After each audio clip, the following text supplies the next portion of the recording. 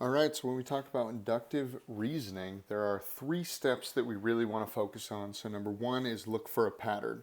So if you look at some examples, you can determine a pattern. So like at the beginning when we had the rotations of those objects, it was turning 90 degrees. We knew that the next one would have to be 90 degrees further. Or with numbers, like if it was odds, it went like 1, 3, 5. The next one would be 7, then 9, things like that. Make a conjecture. So we're using the examples that we have to basically make a statement or make a guess at what we think is going to have next.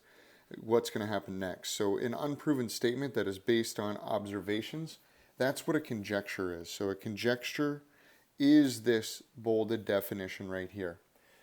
So basically you can look at it and you can discuss it, and you might need to modify it as necessary.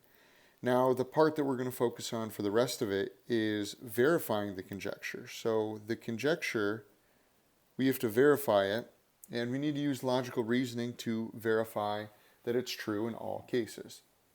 So if we make a conjecture, we are going to look at these patterns of triangles that we have going on.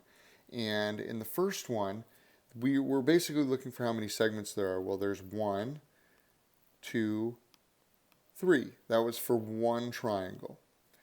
For two triangles, we've got 1, 2, 3, 4, and 5. So it looks like there's 2 more than there was before. So that was plus 2. So let's see what happens on the next one. We've got 1, 2, 3, 4, 5, 6, 7. So it looks like we went plus 2 again. So this one had 3, this one has 5, this one has 7. So now they're asking us, what if we had 5 triangles? Well, this was 3 triangles, so that means that 4 would be adding another 2, or 9, and then 5 would be at 11. So there would be 11 segments.